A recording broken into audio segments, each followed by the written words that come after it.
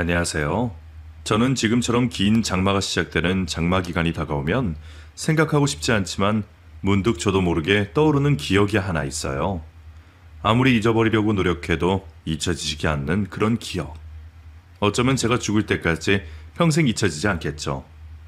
그렇지만 그 상처가 아물어 지금처럼 문득 생각이 나도 아무렇지 않게 될 그날을 기다리며 여러분에게 제 이야기를 들려드리려고 합니다.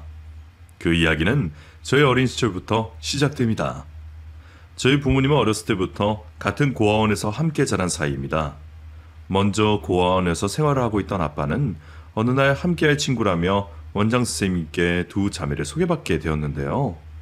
자매의 언니는 긴 머리에 하얀 피부를 가진 눈이 똘망똘망 아주 크게 생겨 한눈에도 쏙 들어오는 그런 이목구비를 가진 예쁜 여자아이였고, 동생은 언니보다는 조금 더 작은 키에 짧은 머리카락이 잘 어울리는 활발하고 귀여운 여자아이였대요. 아빠는 자기보다 더 늦게 들어와 적응하기 어려운 두 자매들을 잘 챙겨주었대요. 특히나 다른 친구들과 어울리지 못하고 엄마가 보고 싶다며 며칠을 우울해하고 있는 언니를 옆에서 더 챙겨주게 되었대요.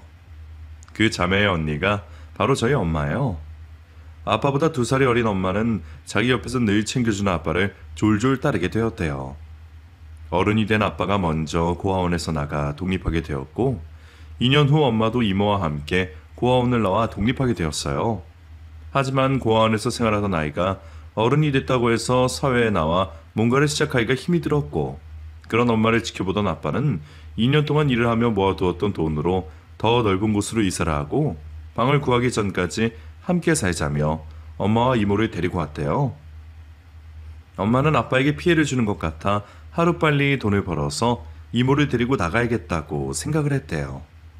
그렇게 1년 정도 시간이 더 지나고 작은 월세방 하나 구할 돈이 모아지자 엄마는 이모와 함께 집을 구해 나가겠다고 말을 했고, 아빠는 지금 엄마를 잡지 않으면 후회를 할 것 같았대요. 처음에 부모님은 서로 친오빠, 친동생, 그 이상 그 이하도 아니었다고 생각했는데, 오랜 시간 항상 곁에 있다 보니 사랑이란 감정을 뒤늦게 알아차린 것이죠. 두 분은 얼마 있지 않아 결혼하셨고, 어른이 된 이모는 집 근처에 방을 구해 이사를 나가서 살게 됐어요. 그리고 몇 년 후 제가 태어났고, 그 집에서 그리 부유하지는 않지만 세 식구 서로 아껴주며 살았어요. 제가 국민학교 입학하기 며칠 전 아빠는 제가 학교에 들어간다며 분홍색 책가방과 신발 주머니를 사오셨어요. 저는 보자마자 너무 예쁘다며 아빠 최고라며 아빠 얼굴에 뽀뽀새를 하고 아빠를 얼싸 안았죠. 밤에 잘 때에도 가방을 가슴에 품고 잠들었어요. 시간이 빨리 흘러 아빠랑 엄마 손을 잡고 분홍색 책가방을 메고 학교에 가는 상상을 하곤 했어요. 하지만 저의 그 상상은 깨지고 말았어요. 입학식 전날 아빠가 공사 현장에서 일하시다가 사고가 나는 바람에 돌아가시게 됐고, 저는 분홍색 가방만 보면 아빠 생각에 눈물이 났어요. 아직까지도 그 가방은 제겐 애착 인형처럼 버리지 못하고 항상 간직하고 있는 소중한 물건이 되었어요. 아빠가 돌아가시고 젊은 나이에 과부가 된 엄마는 저와 함께 살아가기 위해 여러 가지 일을 하셨어요. 제가 아직 어릴 때라 긴 시간 동안 일은 하지 못하고 늦은 오전에 가서 이른 오후에 퇴근할 수 있는 식당에서 일을 했어요. 그리고 집에 있는 동안에는 여러 가지 부업들을 하셨어요. 부업은 내가 하는 만큼 벌 수 있기에 엄마는 쉴 새 없이 손을 움직이셨어요. 하지만 단가가 워낙 싸다 보니 아무리 많이 한들 몸이 힘든 만큼 많은 돈을 벌 수는 없었어요. 근처에 살고 있던 이모가 엄마에게 부업을 하지 말고 차라리 회사에 들어가서 일을 하라고 말했어요.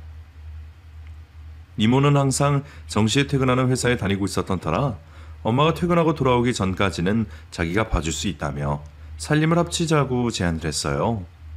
엄마도 제가 더 크기 전에 돈을 많이 모아놔야겠다는 생각에 고맙다며 합치자고 말했어요. 이모가 이사 온 날 한 명이 이사 왔을 뿐인데도 집이 꽉 찬 느낌이었어요. 이모, 이제 우리 집에서 매일매일 같이 있는 거야? 그럼 미연이 좋아? 응, 너무 좋아. 나 이모 너무 좋아. 이모도 미연이랑 같이 살아서 너무 좋아. 그럼 나 학교 갈 때마다 예쁘게 머리 묶어줄 수 있어? 어떻게 하는 게 예쁘게 하는 걸까? 요렇게 따서 묶어주면 돼. 공주머리야. 그 정도야 식은 죽 먹기지? 좋다. 엄마는 회사 가기 바빠서 해줄 시간 없었거든. 그래. 이제 이모가 있으니까 매일매일 예쁘게 공주머리 해줄게. 짜장면 왔다. 둘 다 어서 와서 먹어. 엄마의 호출에 저와 이모는 함께 거실로 나가 신문지를 깔고 막 도착한 뜨끈뜨끈한 짜장면을 호로록 면치기를 하며 먹었어요. 입가에 짜장면 소스가 다 묻고 온 사방에 소스가 튀었지만 그런 거 생각할 겨를이 없이 너무 맛있었어요. 역시 이상한 날에는 짜장면이 최고예요. 이모가 온 후로 엄마는 하시던 식당과 부업을 그만하시고 근처 자동차 부품 회사에 일을 하게 되셨어요. 아침 8시에 출근을 하면 수요일 빼고는 거의 8시에 퇴근을 하셨어요. 처음으로 긴 시간 동안 하루 종일 일어서서 하는 일을 하신 엄마는 며칠 동안은 많이 힘들어 하셨고 그 뒤로는 몸이 적응을 했다며 아무렇지 않아 하셨어요. 저는 학교에서 돌아와 숙제를 하고 있으면 엄마보다 더 일찍 퇴근하는 이모와 함께 저녁을 먹었어요. 어떻게 보면 엄마보다는 이모와 함께하는 시간이 저에겐 더 많게 된 거죠.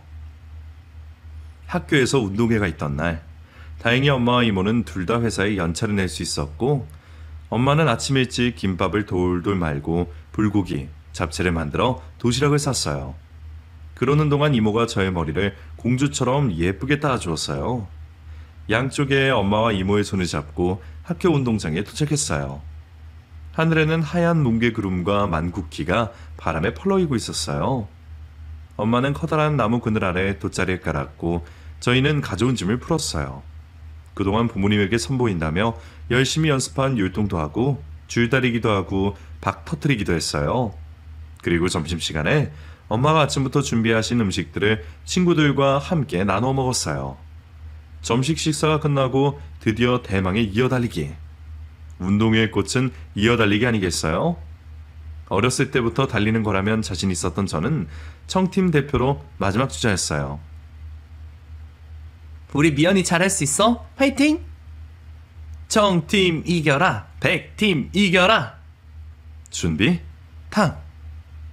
총소리와 함께 청팀 100팀의 각 주자들은 달리기 시작하였고 주자가 바뀔 때마다 엎치락 뒤치락하며 흥미진진한 게임이 되고 있었어요. 아이들의 응원 소리는 점점 커져갔고 어른들도 아이들과 한마음 한뜻으로 목이 터져라 응원하고 있었어요. 드디어 저에게 주자가 빠르게 달려오고 있었어요. 저는 가슴이 콩닥콩닥 다리가 달달달 떨렸지만 바통을 이어받고는 죽을 힘을 다해 달렸어요.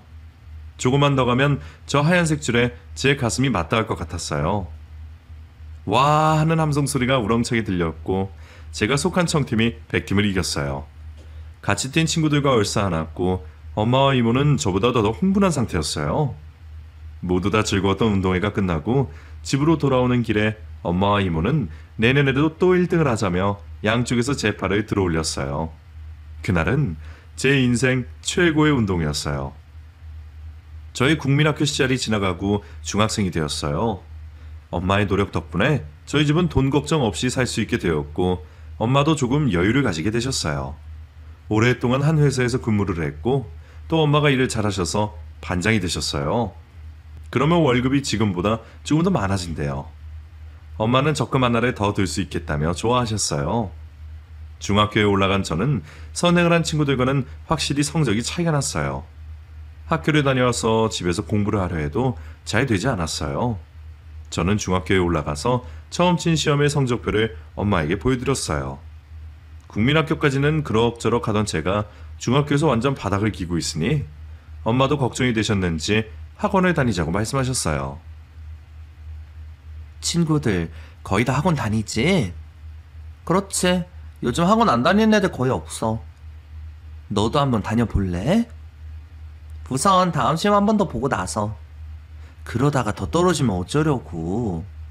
괜찮아. 한 번 더 쳐보고 안 되면 그때 다닐게. 돈 때문에 그래? 우리 이제 너 학원 하나 보낼 여유는 있어.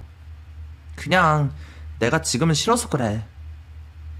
엄마는 하루빨리 학원을 다녀서 성적을 올리자고 말했지만 저는 이제 조금 여유가 펴졌는데 또다시 엄마를 힘들게 하고 싶지 않아 조금 미루자고 말했어요. 매달 들어가는 학원비도 만만치 않을 뿐더러 중학교에 들어가니 돈 들어갈 곳이 너무 많다는 것을 알게 된 저는 스스로 조금씩 포기하는 법을 선택한 것 같아요. 다음날 학교를 갔다가 집에 와서 쉬고 있는데 이모가 오랜만에 데이트를 하자며 밖으로 불러냈어요. 시내에 나가서 제가 좋아하는 찜닭을 맛있게 먹고 근처 스티커 가게에 가서 우스꽝스러운 사진도 찍었어요. 시원한 카페에서 음료수를 마시며 이모와 둘이 그 사진을 보면서 깔깔거리며 웃었어요. 이모, 이거 너무 잘 나왔지 않아? 그러네. 이건 얼굴이 왜 이러니? 반이 잘렸잖아. 그러네. 미연이 크게 웃는 거 보니까 이모가 다 기분이 좋은데? 요즘 무슨 일 있어? 아니, 없어. 이모가 보기에는 무슨 일이 있는 것 같은데? 집에서도 말도 잘 안 하고. 혹시 학교에서 애들이 괴롭히니? 아니야, 그런 건 아니고. 무슨 일이 있는 게 맞구나? 이모한테 얘기해봐. 너 알지? 이모 입이 얼마나 무거운지. 사실 요즘 친구들이랑 같이 있으면 왠지 모르게 내가 작아지는 것 같아서 기분이 별로야. 왜 그런 느낌을 받았을까? 난 아빠도 없고 엄마는 늘 바빴으니까 추억이 하나도 없잖아. 그리고 자꾸 포기하게 돼. 포기? 뭔가를 시작하기도 전에 돈부터 생각하게 되고 그러다 보면 자꾸 포기하게 돼. 내가 자꾸 왜 이런지 모르겠어. 이모는 미연이가 엄마 생각을 많이 해서 그런 것 같은데? 엄마가 힘들게 일해서 번 돈 함부로 쓸 수가 없으니까. 그래도 미연아, 엄마한테 어리광도 좀 부리고 그래. 아직 어린 나이인데 너무 어른처럼 구니까. 엄마가 바라는 모습은 그게 아닐 거야. 이모의 말을 듣고 저는 생각에 잠겼어요. 중학생다운 모습. 부모가 걱정해야 할 문제를 먼저 포기해버리는 저의 모습을 보고 엄마는 속상하셨을까요? 엄마는 애어른 같은 저를 보고 가슴 아파했다는 것을 알게 되어 너무 혼란스러운 밤이었어요. 다음날 저는 엄마에게 주말에 사고 싶었던 옷이 있다며 시내에 나가자고 졸랐어요. 어색해하는 저의 행동을 보시고는 엄마는 이모랑만 데이트하지 말고 엄마랑도 데이트해보자며 좋다고 하시며 웃으셨어요. 그리고 이모와 같이 찍은 스티커 사진이 너무 부럽다고 하셨어요. 저는 제일 먼저 엄마를 스티커 가게로 데리고 가서 요상한 웃긴 표정을 지으며 찍었어요. 엄마는 제일 잘 나온 사진 하나를 지갑 안쪽에 붙이셨어요. 그리고 근처 옷가게로 가서 엄마와 똑같은 옷을 하나씩 사서 갈아입었어요. 그랬더니 엄마가 쌍둥이 같다며 깔깔 웃으셨어요. 저는 엄마가 늦게까지 일하고 오시면 피곤하니까 주말에라도 쉴 수 있게 해드리는 게 엄마에게 좋을 거라고 생각했었는데 엄마의 환한 웃음을 보니 그동안 제가 잘못 생각했구나. 진즉에 엄마와도 이렇게 주말에 보낼 걸 후회를 했어요. 그리고 엄마의 바람대로 학원에 다니며 성적을 올리기 위해서 열심히 공부했어요. 엄마, 이거 봐. 뭐길래 그래? 나 성적이 엄청 올랐어. 정말이네. 장하다 정말. 엄마 말대로 진즉에 학원 다닐 걸 그랬나 봐. 성적이 이렇게 많이 오를 줄은 생각도 못했어. 그게 학원에 다녀서 그런 것만은 아닐 거야. 다 미연이가 열심히 한 결과인 거지. 저는 중학교 3년 동안 계속해서 성적이 우상향했고 인문계 고등학교까지 진학하게 되었어요. 처음에는 실업계를 갈까 고민도 했지만 엄마는 대학교까지 보낼 형편이 되니까 돈 문제라면 신경 쓰지 말고 인문계에 원서를 쓰게 하셨어요.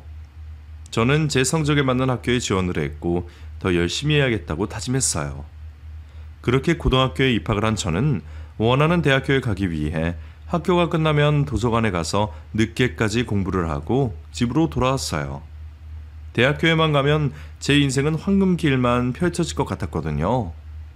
그날도 도서관에서 늦게까지 공부를 하고 집으로 돌아가는 길이었어요.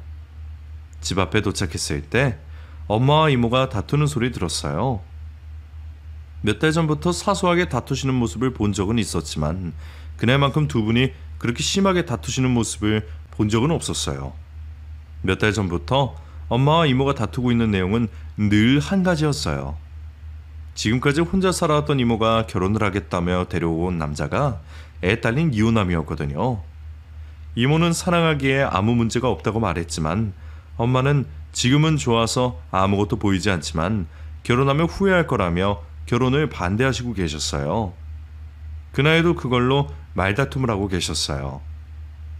저는 집 앞 계단에 앉아 싸움이 사그라들 때까지 조금 기다렸다가 집 안으로 들어갔어요. 며칠 동안 엄마와 이모와의 싸움은 계속됐고 두 분의 감정 싸움은 점점 더 심해졌어요. 결국 이모는 자기 인생이라며 짐을 싸들고 나가버렸고 엄마는 혼자 잘 먹고 잘 살라며 그 남자와 헤어지면 그때나 얼굴 보자며 잡지도 않으셨어요. 저는 엄마의 눈치를 보느라 집에 있는 게 힘들었어요. 게다가 저의 마음을 누구보다 잘 알아주던 이모가 나가버리다니. 아빠가 돌아가셨을 때처럼 마음 한구석이 무너져 내리는 듯 했어요. 그렇게 이모와 소식이 끊긴 채 몇 달이 지나고 긴 장마가 시작되는 여름이 왔어요. 일주일째 비가 계속 내리고 있던 날, 저녁 도서관에서 공부를 하고 있던 저는 이모의 연락을 받게 되었어요. 미연아, 지금 병원으로 가는 길인데 빨리 와야겠다. 엄마가 쓰러지셨어. 저는 공부하던 물건들을 내팽개치고는 비를 맞으며 정신없이 병원으로 달려갔어요.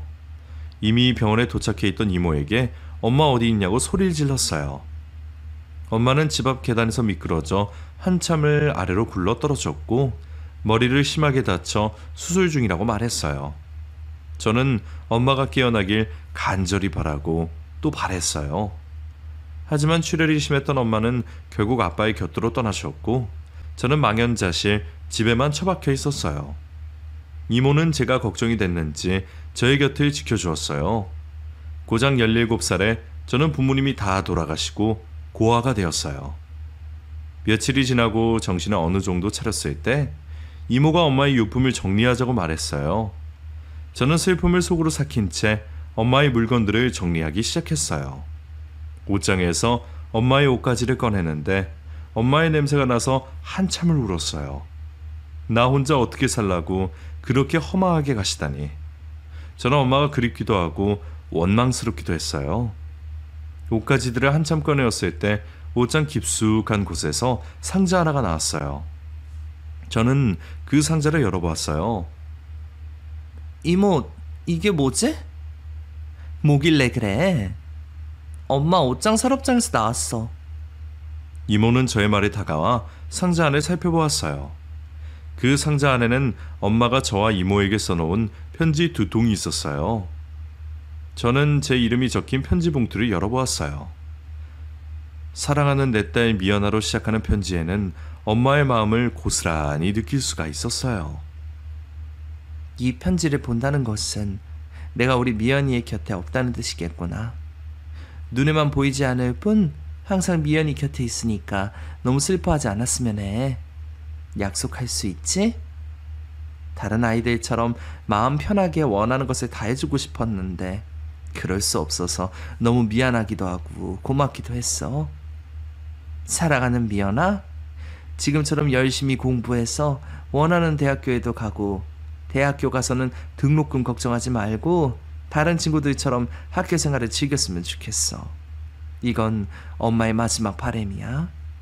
엄마는 아빠가 너무 갑작스럽게 일찍 돌아가셔서 너무 힘들었거든. 우리 미연이는 그러지 않았으면 하는 마음에 들어놓은 보험이 있어. 나중에 어른이 됐을 때 미연이가 힘들거나 어려운 일이 생기면 그때 유용하게 사용했으면 좋겠어. 지금 이 순간 이후로는 엄마 때문에 슬퍼하지 말기. 미연아, 활짝 웃어봐. 저는 편지를 읽는 내내 가슴이 너무 아팠어요. 상자 안에는 편지에 적혀 있는 대로 생명보험증서와 미연이 대학교라고 라벨이 붙여진 통장이 있었어요. 그리고 또 하나의 통장에는 이모의 이름이 적혀 있었어요. 이모는 엄마가 남겨놓은 편지를 읽고는 언니를 목 놓아 부르며 울부짖었어요. 엄마는 이모에게 그동안 미연이를 잘 보살펴줘서 고맙다며 사랑하는 사람을 만나 결혼할 때 보탬이 되었으면 좋겠다는 말과 자기가 떠나고 난 후 홀로 남을 저를 잘 부탁한다고 하셨어요. 이모와 저는 부둥켜 안고 계속해서 울었어요.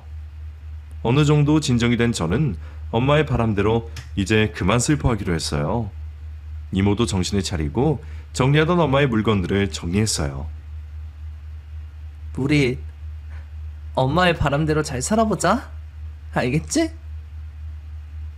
이모는 애딸인 이호남과 헤어지고 제가 살고 있던 곳으로 다시 들어왔고 각자의 위치에서 열심히 살았어요. 저는 밤낮으로 공부한 결과 원하는 대학교에 입학하게 되었어요. 이모와 저는 뛸 듯이 기뻤고 하늘에 계신 엄마에게도 이 사실을 알렸어요. 하늘에서 엄마가 환하게 웃고 계시는 듯 했어요. 저는 행복한 미래를 상상하며 하루하루를 기대했어요. 하지만 그 행복한 상상은 며칠 가지를 못했어요. 이모와 헤어졌다는 애딸린 이호남이 이모를 찾아오기 시작했어요. 그 남자는 이모를 사랑한다며 매일 꽃다발을 들고 집 앞에 찾아왔었고 처음에는 화를 내며 거절했던 이모도 매일 찾아오는 그 남자에게 마음을 빼앗겨버렸어요. 그렇게 해서 그 남자와 이모는 다시 만나게 되었고 예전처럼 그 남자에게 모든 것을 다 내어줄 만큼 푹 빠지게 되었어요. 몇 달 후 그 남자는 이모에게 투자를 하면 지금의 돈의 몇 배는 불릴 수 있다며 사랑을 핑계로 이모를 꼬셨고 결국 이모는 회사를 그만두고 받은 퇴직금과 엄마가 남겨주신 돈으로 그 남자 말만 믿고 투자를 했다가 홀랑 다 날려버렸어요. 이모는 그 남자를 찾아갔지만 그 남자는 벌써 어디로 튀어버리고 연락조차도 되지 않아 찾을 수도 없었어요. 이모는 몇 날 며칠을 술을 마시며 보냈어요. 그리고 어느 날 술에 취한 이모는 저에게 다짜고짜 엄마의 사망보험금이 든 통장을 내놓으라고 소리 질렀어요. 너네 엄마 보험금 이리 내놔. 안 돼. 그건 건드릴 수 없어. 왜 안 내? 지금 이모가 이렇게 힘든데 그 돈이 아까워? 아까운 게 아니라 이건 엄마가 나중에 꼭 필요할 때 쓰라고 남기신 거잖아. 지금이 꼭 필요한 순간이야. 그 돈 먼저 뺏쓰고 이모가 나중에 채워주면 될 거 아니야. 아니, 절대 안 돼. 그러기에 누가 남자한테 돈을 다 갖다 바치래? 뭐? 너 지금 그게 이모한테 할 소리야? 내가 틀린 말 했어? 그 사기꾼한테 퇴직금이며 엄마가 이모 결혼할 때 쓰라고 남겨주신 것까지 다 털렸잖아. 그 돈 어떻게 해서 찾으려고? 찾을 방법은 있대? 인연이 어른을 가르치네. 야 이년아, 내가 너를 어떻게 키웠는데 네가 나한테 이래? 검은머리 짐승은 거두는 게 아니란 옛말이 딱이네. 딱이야. 헛소리 하지 말고 당장 내놔. 저는 술에 취해 난동을 부리는 이모를 뒤로 한 채 집을 나왔어요. 어쩌다가 이모가 저 지경까지 가게 된 것인지, 예전에 저에게 한없이 다정했던 그 이모는 어디로 간 것인지, 그 망할 사기꾼 같은 이라고. 정말 이모는 사람 보는 눈이 없어도 그리 없을 줄이야. 어떻게 해서 자기에게 사기를 치는 것도 알아차리지 못하고 전 재산을 홀라당 다 털려버리다니. 이모가 가엾기는커녕 바보 천지 같았어요. 집을 나온 저는 편의점에서 맥주 4캔을 사서 편의점 앞 테이블에서 한 캔을 마시고 나머지 3캔을 든 봉지를 들고 학교 근처에 자취를 하고 있는 친구의 집으로 갔어요. 이 친구는 제가 중학교 때부터 친하게 지냈던 동네 친구였어요. 그래서 누구보다도 제 사정을 잘 아는 친구였어요. 저는 친구에게 오늘 있었던 일을 하소연했어요. 제 이야기를 듣고 있던 친구는 마치 자신에게 일어난 일인 양 저를 위로해주며 이모가 잠잠해질 때까지 자신의 집에서 같이 있자고 말해주었어요. 며칠이 지나고 집에 옷가지들을 챙기기 위해서 들어갔어요. 현관문 앞에는 신발들이 어질러져 있었고 집안 구석구석 서랍장이란 서랍장문은 다 열려 있었어요. 집에 꼭 도둑이 든 것처럼요. 놀란 저는 이모를 부르며 집 안으로 들어갔어요. 그리고 제 눈앞에 펼쳐진 광경을 보고 저는 소스라치게 놀랐어요. 여전히 술에 취한 이모는 비틀비틀거리는 몸으로 제 책상 서랍장을 뒤지고 있었고 제 소리에 놀라 바닥에 주저앉아 있는 상태였어요. 이모, 지금 뭐 하는 거야? 이모는 제 말에 아랑곳하지 않고 다시 일어나 제 책상 서랍장을 뒤지기 시작했어요. 그런 이모를 저는 붙잡으며 소리 질렀어요. 지금 뭐 하는 거냐고. 네 엄마 보험금 통장 어디에다가 숨겼어? 빨리 내놔. 미쳤어? 지금 그거 찾겠다고 이 난리 치는 거야? 그래? 나 미쳤어. 지금 그 돈 없으면 죽게 생겼는데 안 미치게 생겼어? 이모 왜 이래? 제발 정신 좀 차려. 이거 나? 이거 안 나? 이모 제발. 도대체 어디에다가 꽁꽁 숨겨놓은 거야? 진짜. 그만해 제발.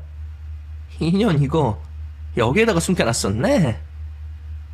이모는 결국 엄마의 통장을 책상 서랍 속에서 찾아냈고 미소를 지었어요. 그 섬뜩한 미소는 2번 다시 떠올리고 싶지 않을 만큼 소름 끼쳤어요. 그 모습을 본 저는 이모가 더 이상 사람으로 보이지 않았어요. 돈을 위해서라면 뭐든지 할 것 같은 그런 악마로 보였어요. 저는 비틀거리며 서 있는 이모에게서 엄마의 통장을 가로채 옷 안으로 집어넣고 양손으로 배를 감싸쥐었어요. 년이 안 내놔? 이건 절대 안 돼. 내놓으라니까.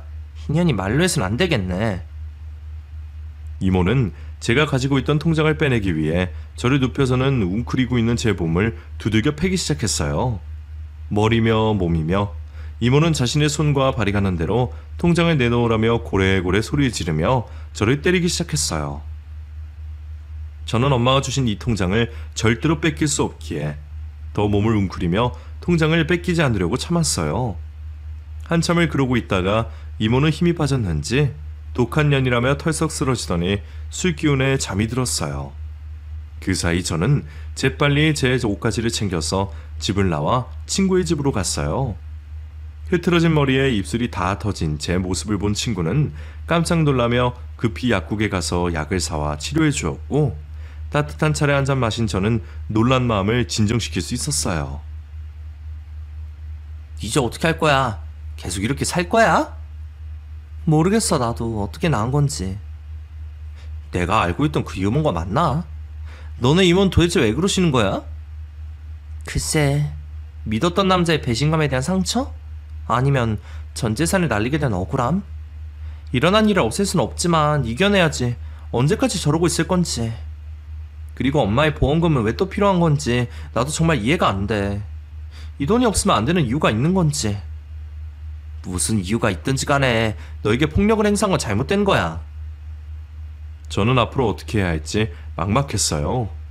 이 돈이 제 앞에 있는 한 이모는 오늘과 같은 행동을 반복하실 테고 눈앞이 캄캄해지고 어떤 대안도 떠오르지 않았어요. 친구의 집에서 몸을 어느 정도 추스르고 집에 있는 필요한 물건들을 챙기기 위해 집으로 갔어요. 이모가 잠이 들었을 때 잠깐 들리려고 집 맞은편 전봇대 뒤에 숨어 있는데 양복을 입은 건장한 남자 여럿이 담배를 피며 계단을 올라가고 있었어요. 언뜻 보아도 나쁜 사람이라는 걸 알 수 있었어요. 그 남자들은 저희 집 대문을 주먹으로 쾅쾅 두드리며 이모의 이름을 계속해서 불렀어요.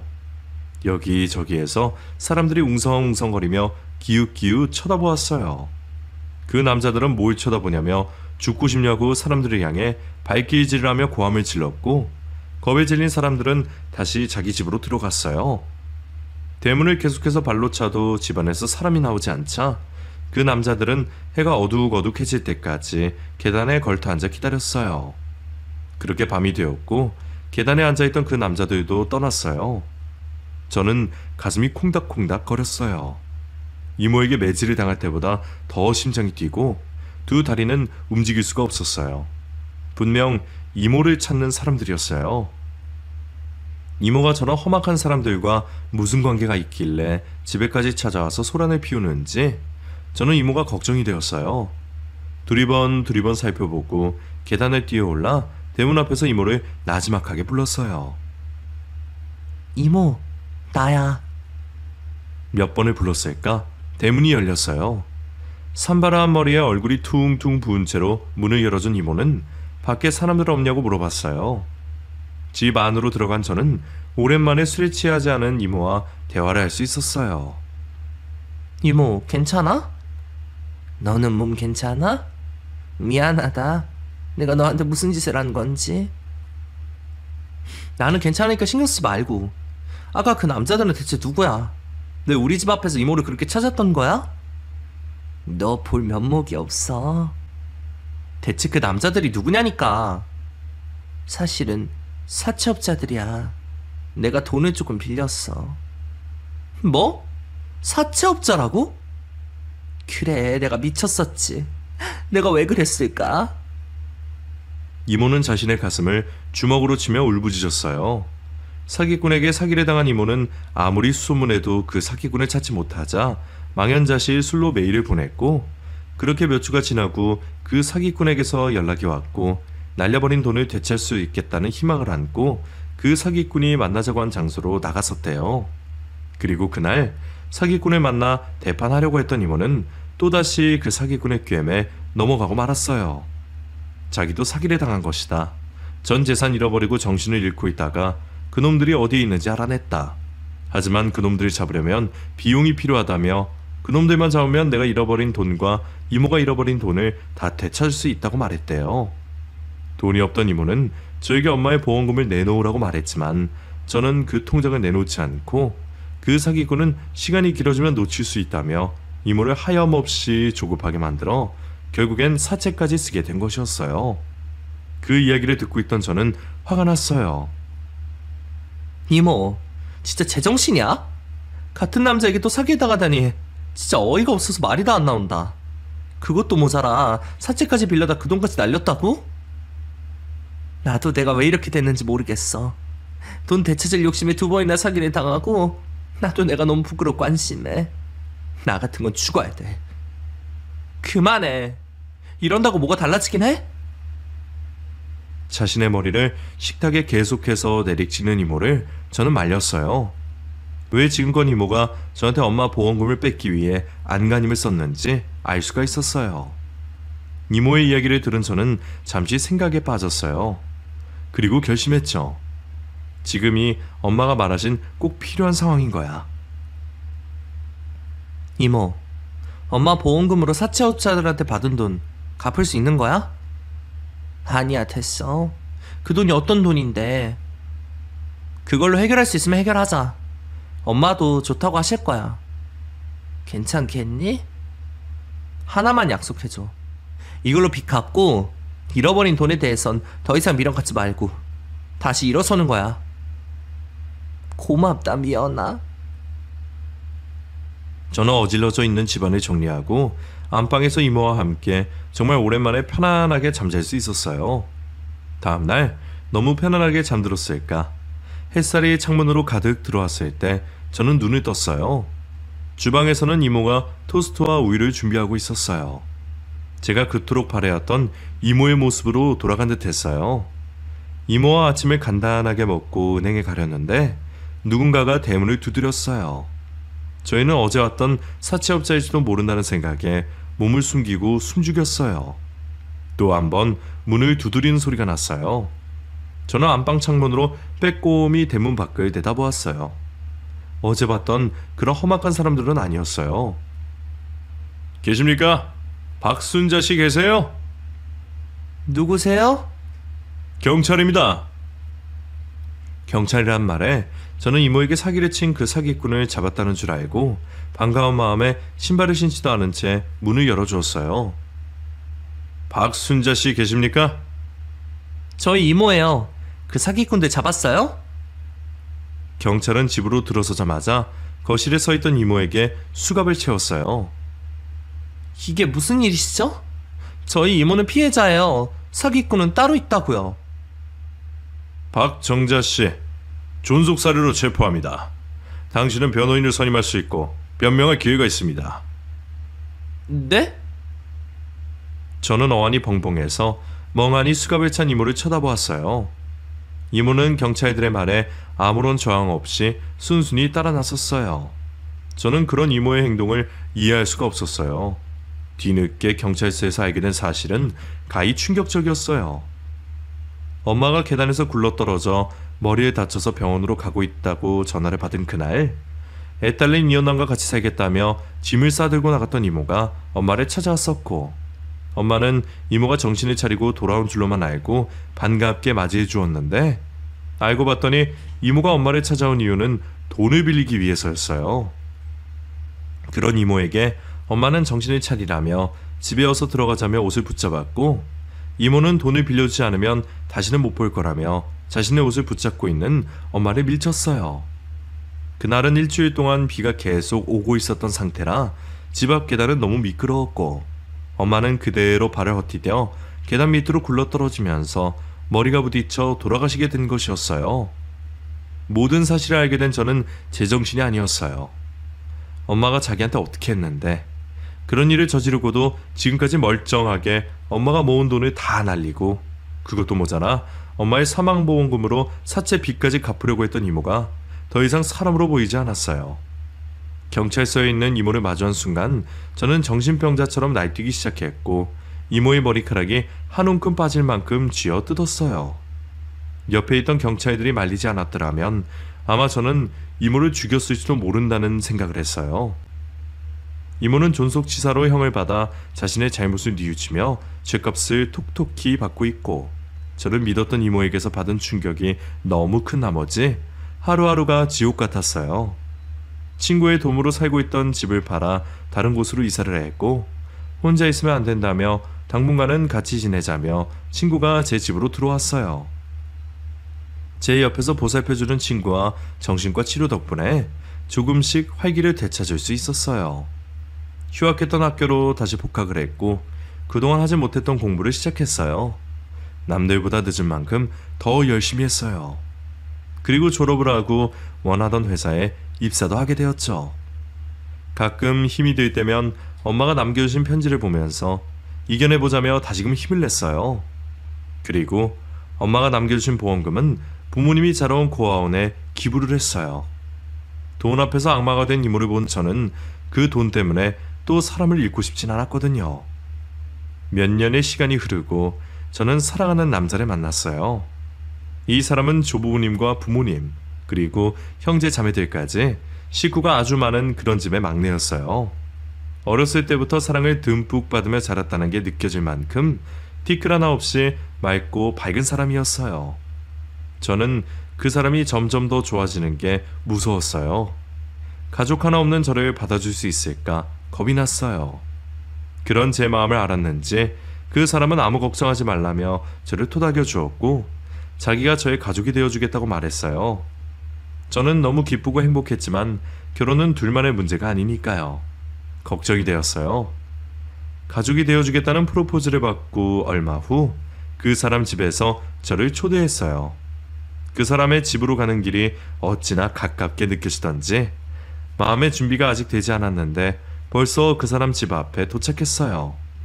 떨리는 마음으로 집에 들어섰는데 모든 식구들이 거실로 나와 웃으며 저를 반겨주었어요.